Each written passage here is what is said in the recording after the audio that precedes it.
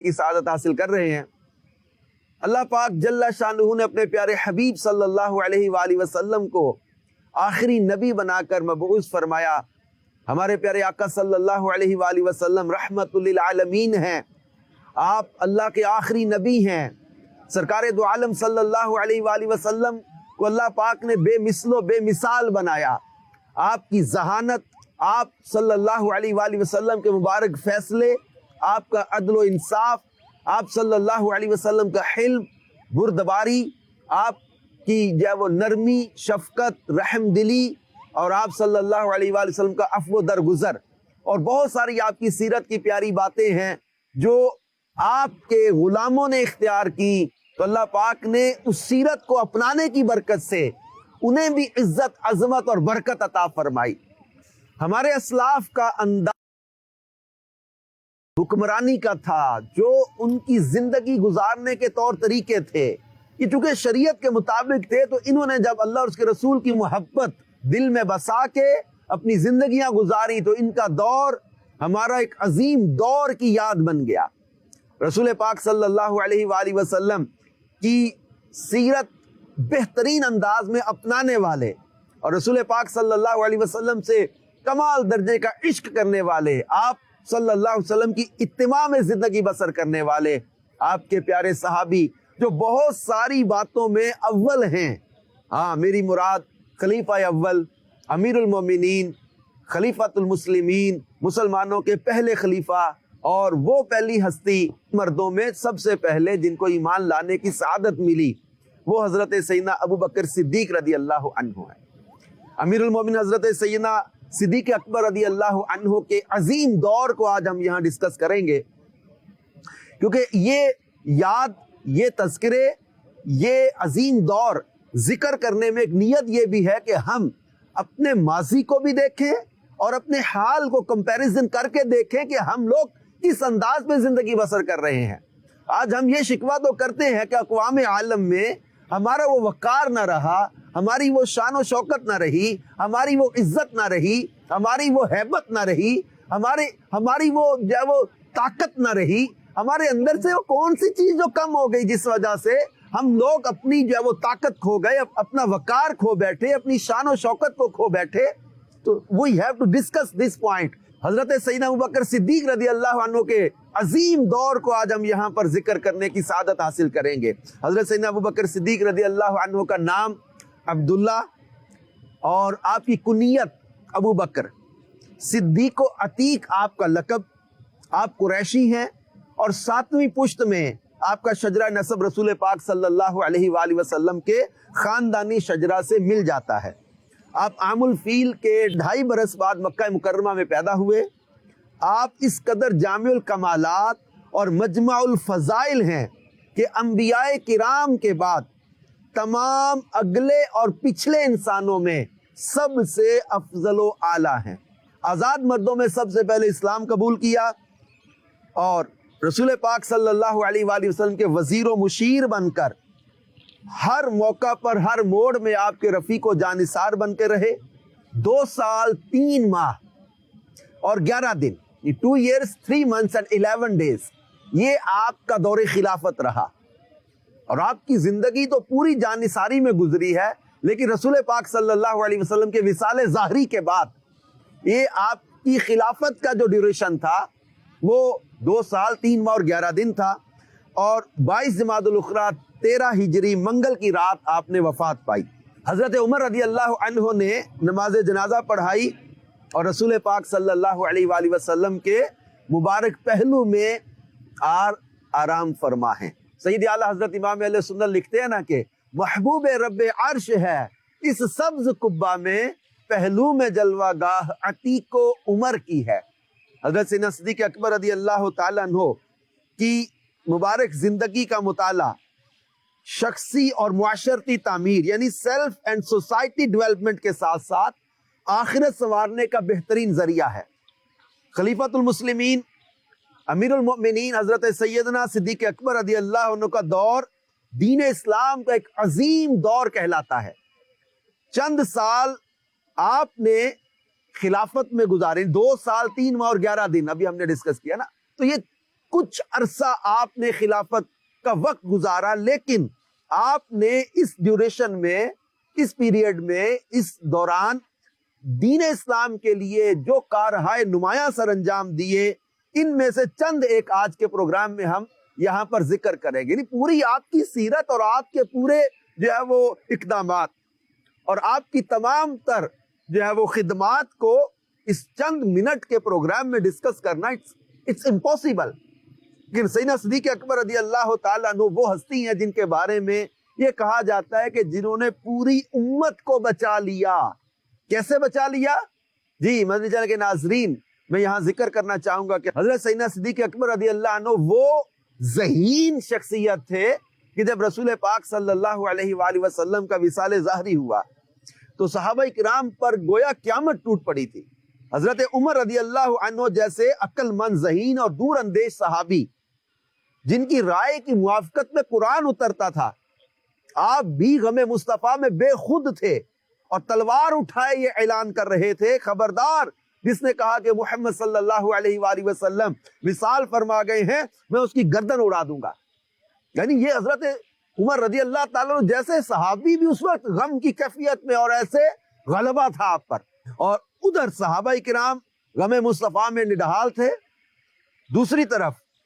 جو غیر مسلم تھے، جو دشمنان اسلام تھے،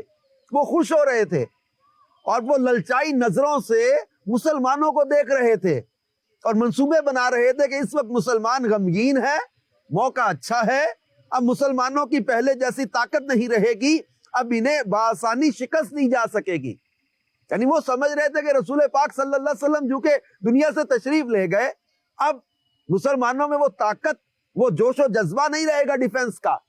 کئی بار یہ لوگ اسلام کو صفحہ ہستی سے مٹانے کے لیے مدینے پر حملے کر چکے تھے، منصوبے بنا چکے تھے۔ اب یہ اس موقع پر جب وہ پلاننگ کر رہے تھے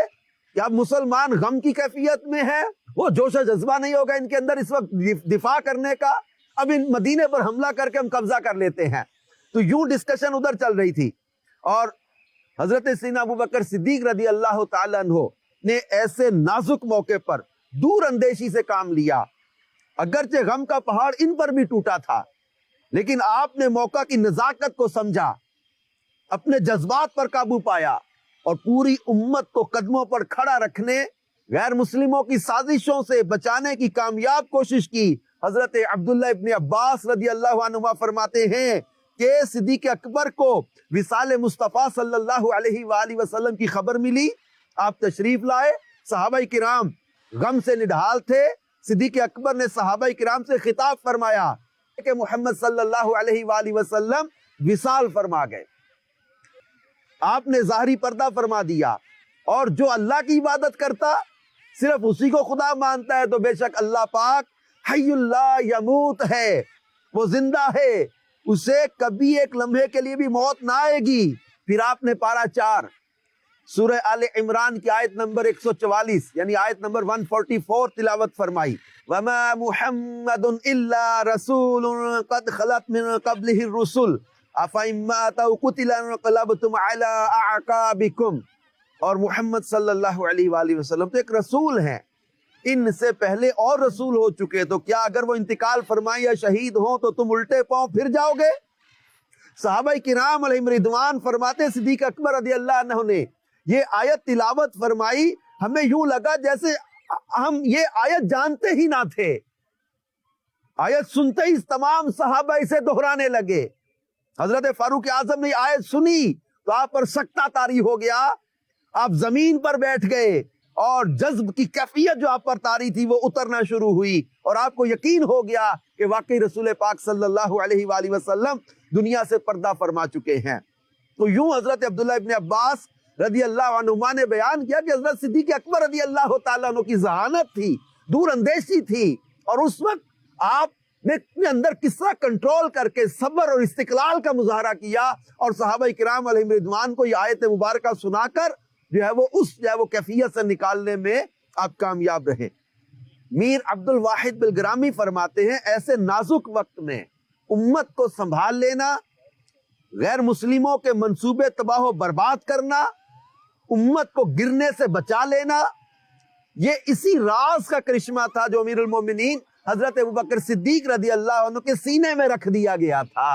حضرت صدیق اکبر رضی اللہ عنہ کے عظیم دور میں جو بڑے بڑے کام ہوئے، ان میں سب سے پہلا کام یہ تھا کہ امت کو گرنے سے بچا لیا، اور دوسرا اہم ترین کام جو آپ کے عظیم دور میں ہوا، آپ قرآن پاک کو سب سے پہلے جمع کرنے والے ہیں۔ قرآن پاک کو جمع کر کے سب سے پہلے آپ نے ہی اس کو مصحف کا نام دیا۔ قرآن پاک کو سب سے پہلے جمع کرنے کا اعزاز بھی آپ ہی کو حاصل ہے۔ حضرت علی المرتضیٰ شیر خدا مولا مشکل کشا کرم اللہ تعالی وجہہ الکریم یہ فرمایا کرتے تھے، اعظم الناس فی المصاحف اجرا ابو بکر رحمت اللہ علی ابی بکر هو اول من جمع کتاب اللہ۔ مولا کائنات مولا مشکل کشا علی المرتضیٰ فرماتے تھے، یعنی مصاحف میں سب سے زیادہ ثواب حضرت ابوبکر صدیق رضی اللہ عنہ کا ہے، اور اللہ پاک ان پر رحم فرمائے کہ انہوں نے سب سے پہلے قرآن پاک کو جمع فرمایا۔ تو اس جو ہے وہ روایت میں سب سے پہلے حضرت صدیق اکبر رضی اللہ عنہ کو جامع قرآن فرمایا گیا، اور حضرت عثمان غنی رضی اللہ تعالیٰ عنہ کو بھی جامع قرآن کہا جاتا ہے۔ ان دونوں باتوں میں تفصیل اور جامع قرآن کی بہترین و نفیس تحقیق کے لیے اعلیٰ حضرت امام اہل سنت مولانا شاہ امام احمد رضا خان رحمت اللہ علیہ کا جامع قرآن سے متعلق ایک فتوے کا خلاصہ جو ہے وہ پیش کیا جاتا ہے۔ قرآن پاک کا حقیقی طور پر جمع فرمانے والا اللہ پاک ہے، کہ وہ قرآن پاک میں خود ارشاد فرماتا ہے اِنَّا عَلَيْنَا جَمْعَهُ وَقُرْآنَهُ، بے شک اس کا محفوظ کرنا اور پڑھنا ہمارے ذمے ہے۔ اچھا، جامع حقیقی یعنی رب کریم کے مظہر اول حضور اکرم صلی اللہ علیہ وسلم ہے، کیونکہ جس خوبصورت ترتیب پر آج قرآن پاک کی تمام آیات مبارکہ مسلمانوں کے ہاتھوں میں ہیں، یہی ترتیب لوح محفوظ کی ہے، اور جبریل امین علیہ السلام نے پیارے آقا صلی اللہ علیہ وسلم کے پاس قرآن پاک پہنچایا، تو آپ کی تعلیم کے مطابق اسی زمانہ میں تمام آیات اپنی اپنی صورتوں میں جمع ہو گئیں۔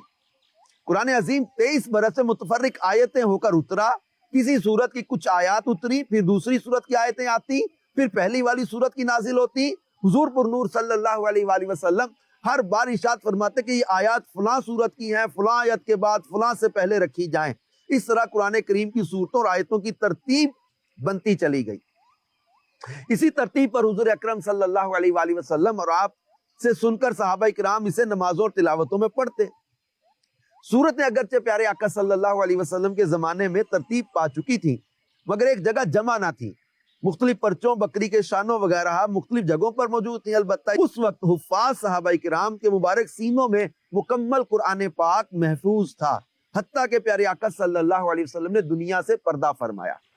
جب خلیفہ برحق حضرت صدیق اکبر رضی اللہ عنہ کے زمانہ خلافت میں جنگ یمامہ واقع ہوئی، اور اس میں بکثرت ایسے صحابہ کرام شہید ہوئے جو حافظ قرآن تھے، تو حضرت فاروق اعظم رضی اللہ عنہ نے بارگاہ صدیقی میں عرض کی کہ جنگ یمامہ میں بہت حفاظ شہید ہوئے، اور میں ڈرتا ہوں کہ یوں ہی قرآن متفرق پرچوں میں رہا اور حفاظ یوں ہی شہید ہوتے رہے تو بہت سا قرآن مسلمانوں کے ہاتھوں سے جاتا رہے گا۔ میری رائے ہے کہ آپ قرآن ایک جگہ جمع کرنے کا حکم فرمائیں۔ اب یہ پورا جو ہے وہ اس میں بیان کیا گیا کہ جو سیدنا صدیق اکبر رضی اللہ عنہ نے حضرت زید رضی اللہ عنہ کو جو ہے وہ اس کام کے لیے تیار کیا اور اس عظیم ترین کام کا حکم دیا، اور کچھ ہی عرصے میں الحمدللہ سارا قرآن ایک جگہ جمع ہو گیا۔ اور یہ حضرت امیر المومنین حضرت عمر فاروق رضی اللہ تعالیٰ عنہ اور ان کے بعد ان کی صاحبزادی ام المومنین حضرت حفصہ رضی اللہ عنہا کے پاس رہے۔ اب پھر اس کے بعد مختلف لہجے اور مختلف الفاظ اور تلفظ تھے، تو حضرت عثمان غنی رضی اللہ تعالیٰ عنہ نے جو ہے وہ یہ ساری جو ہے وہ لغت قریش پر سب کو جمع کیا، اور باقی جو ہے وہ لغتوں سے منع کیا۔ پھر یہ کہ حضرت عثمان غنی رضی اللہ تعالیٰ عنہ وہی صحیفے منگوائے، ان کی نقلیں تیار کر کے تمام شہروں میں بھیج دی گئیں۔ اسی کام کی وجہ سے حضرت عثمان غنی کو بھی جامع القرآن کہا جاتا ہے۔ تو یوں پتہ چلا ہمارے صدیق اکبر رضی اللہ تعالیٰ سب سے پہلے قرآن کو جمع کرنے والے۔ حضرت سیدنا ابو بکر صدیق رضی اللہ تعالیٰ عنہ کے دور خلافت میں بیت المال قائم کیا گیا۔ جی ہاں، آپ کے عظیم دور میں یہ کام کیا گیا کہ آپ کو یہ شرف بھی حاصل ہے کہ سب سے پہلے آپ نے بیت المال قائم فرمایا۔ اچھا، بیت المال کسے کہتے ہیں؟ یہ اسلامی حکومت کا خزانہ جو مسلمانوں کی فلاح و بہبود میں خرچ کیا جاتا ہے، یہ ویلفیئر کے اندر جو کام خرچ کیا جائے گا وہ مال اس کو جمع کر کے بیت المال میں رکھا جاتا تھا۔ اچھا، بیت المال سے پھر وظائف بھی دیے جاتے تھے۔ حضرت صدیق اکبر رضی اللہ تعالیٰ جب خلیفہ بنے تو آپ کپڑوں کی گٹھڑی کندھوں پہ لے کر بازار کی طرف جا رہے تھے، تو آپ کی ملاقات حضرت ابو عبیدہ بن جراح رضی اللہ تعالیٰ عنہ اور حضرت عمر فاروق سے ہو گئی۔ انہوں نے پوچھا آپ کہاں جا رہے ہیں؟ ارشاد فرمایا بازار۔ انہوں نے کہا یہ آپ کیا کر رہے ہیں، حالانکہ آپ کو مسلمانوں کے معاملات کا والی بنا دیا گیا ہے؟ حضرت صدیق اکبر رضی اللہ تعالیٰ نے ارشاد فرمایا پھر میں اپنے گھر والوں کو کہاں سے کھلاؤں گا؟ خلیفہ بننے کے بعد آپ اپنا کاروبار جو کر رہے تھے وہی کپڑوں کی گٹھڑی لے کے جا رہے ہیں بیچنے کے لیے۔ ان دونوں نے کہا ہم آپ کے لیے وظیفہ مقرر کر دیں گے۔ چنانچہ صحابہ کرام نے آپ کے لیے ہر روز آدھی بکری کا تقرر کیا۔ اچھا، حضرت صدیق اکبر رضی اللہ تعالیٰ نے بیت المال سے وظیفہ تو لیا، لیکن سنیں آپ کا جذبہ، عمدۃ القاری کے اندر ہے حضرت سیدنا صدیق اکبر رضی اللہ تعالیٰ کے وصال کا وقت جب قریب آیا تو اس خرچے کا حساب لگایا جو آپ نے بیت المال سے لیا تھا، اور جتنا خرچ لیا تھا اس سے زیادہ بیت المال میں جمع کروا دیا۔ یہ تھے ہمارے خلیفہ، یہ تھے ہمارے امیر المومنین سیدنا صدیق اکبر رضی اللہ تعالیٰ عنہ، جنہوں نے اسلام قبول کرنے کے بعد اتنا مال راہ خدا میں خرچ کیا کہ قرآن پاک میں اللہ پاک نے ان کے مال کی تعریف فرمائی، وَسَيُجَنَّبُهَا الْأَتْقَى الَّذِي يُؤْتِي مَالَهُ يَتَزَكَّى، وہ جو بڑا متقی ہے وہ آگ سے دور رکھا جائے گا جو تزکیے کے لیے مال خرچ کرتا ہے۔ ان کا مال خرچ کرنے کی مثالیں دی جاتی ہیں۔ 40,000 درہم و دینار سے زیادہ کی مالیت کے مالک تھے، ملٹی نیشنل بزنس تھا، امپورٹ ایکسپورٹ کا آپ کا کاروبار تھا، سب کچھ نچھاور کر دیا قدموں میں، سب کچھ بارگاہ رسالت میں نچھاور کر دیا، سب کچھ دین اسلام پہ خرچ کر دیا۔ جنگ تبوک کے موقع پر سارا مال گھر کا دے دیا تھا۔ یعنی یہ صدیق اکبر رضی اللہ تعالیٰ عنہ، بیت المال سے وظیفہ اگرچہ مقرر ہوا، لیکن یہاں دیکھیں آپ کا جذبہ، آپ کا خوف خدا، آپ کی امت کے ساتھ محبت۔ بیت المال ہے اور اس کا مال وظیفہ، اس کا وہ آپ کی شرعاً وہ تمام تر چیزیں آپ کے لیے درست تھیں، وہ لینا درست تھا، لیکن اس کے باوجود آپ نے جو مال لیا تھا بیت المال سے وظیفے کے طور پر جو آپ کو ملا تھا اس سے زیادہ بیت المال میں جمع کروا دیا۔ یا یہاں یہ ائمہ کرام، مؤذنین، یا جو دینی خدمات پر جہاں جہاں اسلام نے، دین نے، شریعت نے یا مشارے کی، وظیفے کی ایک اجازتیں دی ہوئی ہیں، اب میں یہاں ان سے عرض کروں گا کہ اگر آپ کسی سبب سے مشارہ لیتے ہیں اذان کا یا جماعت کروانے کا، امامت کا، خطابت کا یا دیگر کوئی بھی دینی کام میں جہاں مشارے کی اجازت ہے، اپنا ذہن بنا لیں کہ میں نے اپنی زندگی میں مجھے جو مشارہ ملا ہے، جو مجھے سیلری ملی ہے، وظیفہ ملا ہے، مجھے اللہ پاک میرے اپنے کام میں، کاروبار میں، میری جاب بزنس میں، میرے کسی ایسے معاملے میں اللہ ایسی برکت دے کہ میرے ہاتھ ایسا مال آئے کہ میں یہ سارے کا سارا جب وہ وقف کے ادارے میں جمع کروا دوں، مسجد میں جمع کروا دوں، مدرسے میں جمع کروا دوں۔ لیکن عجیب بات ہے کہ آج کے دور میں ہم دیکھتے ہیں کہ لوگوں کے اندر نفسی کا عالم ہے، ایسی مادیت کا دور ہے جس کو تھوڑا سا بھی کہیں منصب، اقتدار یا کوئی جاب میں کہیں اختیارات ملتے ہیں اور وہ کس طرح سے اپنی جاب، اپنے کام، اپنے منصب کو استعمال کرتا ہے۔ اور ہمارے صدیق اکبر رضی اللہ تعالیٰ عنہ کی شان دیکھے کہ ان کو کتنا بڑا منصب ملا، لیکن خوف خدا کا غلبہ تھا، للہیت تھی، خلوص تھا، اور ان کے عظیم دور کی یہ یادیں آج ہم ڈسکس کر رہے ہیں کہ انہوں نے بیت المال سے لیا ہوا وظیفہ بھی وصال سے پہلے اس سے زیادہ مال بیت المال میں جمع کروا دیا تھا، حساب لگایا باقاعدہ کہ جو مال میں نے لیا ہے خرچ کے طور پہ اس سے زیادہ بیت المال میں جمع کروا دیا۔ حضرت سیدنا صدیق اکبر رضی اللہ تعالیٰ عنہ کے عظیم دور میں جو ہے وہ جو بہت بڑے بڑے کام ہوئے، ان میں ایک جو ہے وہ مرتدین کے فتنے کا خاتمہ، منکرین زکوٰۃ، ان کے ساتھ آپ کا جہاد فرمانا اور ان کا سد باب کرنا، اور یہ چونکہ آپ اس میں مصروف زیادہ رہے، ان فتنوں کو ختم کرنے میں آپ نے بہت کوشش کی اور بہت زیادہ اس میں جو ہے وہ آپ کی توجہ لگی۔ اس کے ساتھ ساتھ آپ کی قائم کردہ مجلس انتظامی امور، اس کا ایک جائزہ اس عظیم دور کا آپ کے سامنے رکھتا ہوں کہ حضرت صدیق اکبر کے اندر کیسی ذہانت تھی۔ حضرت صدیق اکبر رضی اللہ تعالیٰ نے حضرت عمر فاروق رضی اللہ عنہ کو مدینہ منورہ کے منصب قضاء پر متعین کیا. لیکن یہاں عجیب بات آپ کو بتاؤں کہ جتنی دیر حضرت عمر رضی اللہ تعالیٰ عنہ منصب قضاء پہ رہے دور خلافت صدیق اکبر میں، جب 2 سال اس منصب پر رہے، لیکن ان 2 سالوں میں کوئی مقدمہ ہی نہیں آیا کہ جو اس شرعی عدالت میں آتا. یعنی مدینہ پاک میں کسی قسم کی ایسی شکایت ہی پیدا نہیں ہوئی. کیسا امن کا دور تھا، کیسا اللہ سے محبت کا دور تھا، کیسا رسول پاک کی عشق کا دور تھا. اچھا، پھر حضرت صدیق اکبر رضی اللہ تعالیٰ کے عظیم دور میں حضرت ابو عبیدہ بن جراح رضی اللہ عنہ یہ بیت المال کے نگران تھے. زکوٰۃ و صدقات کے مال کے تمام تر معاملات انہی کے سپرد تھے. حضرت عثمان غنی رضی اللہ عنہ اور حضرت زید بن ثابت رضی اللہ عنہ کے ذمے تحریر و کتابت کا شعبہ لگایا گیا. مختلف لوگوں کے نام جن میں انتظامیہ اور فوج کے سب لوگ شامل تھے، انہیں فرامین جاری کرنا، ضروری امور کے بارے میں ان سے خط و کتابت کرنا، انہیں مراسلے بھیجنا، ان کے مراسلوں کا جواب دینا، یعنی لیٹرز لکھنا، یا وہ مراسلے جاری کرنا، خط و کتابت ان کے ذمے تھی. مختلف علاقوں میں دربار خلافت کی طرف سے جو گورنر مقرر کیے گئے تھے،